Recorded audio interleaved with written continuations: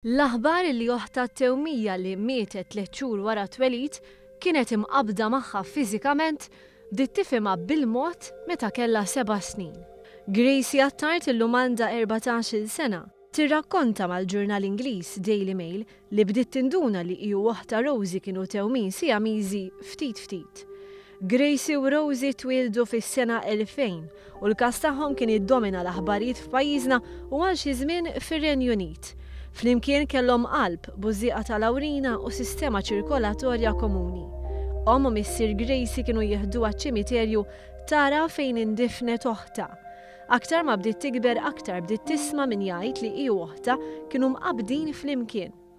Eventwalment sabet l-istorja tagħha fuq l-internet.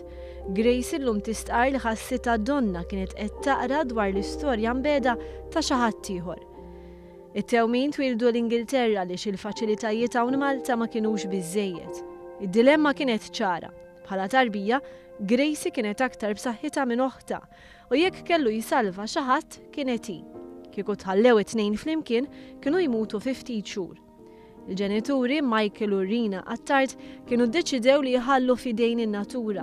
Madankollu l-Qorti Ingliża ddeċidiet li t-tewmin kellhom ikunu separati u bekk għall-inqas tgħix waħda minnhom. Rosie ħallit din id-dinja fl-età ta' 3 xhur, 6 sigħat biss wara operazzjoni komplessa ta' separazzjoni li ħadet 20 siegħa.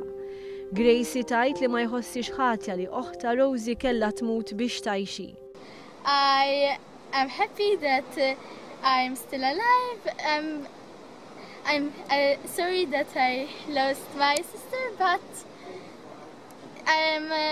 that's what God wanted, so that's what happened. So I was not even there. I mean, they were the parents, so they know what they felt, but they are very helpful, very kind-hearted, golden heart. Illum Rosie tgħix fi tfajla oħra, oħta żgħira ta' 12-il sena li semmit waraha, filwaqt li Gracie titkellem dwar l-aspirazzjonijiet tagħha għall-futur, fost oħrajn illi ssir tabiba. I want to be a doctor as I've had many experiences and have met many doctors, so I can help other people. I like to help other people so much.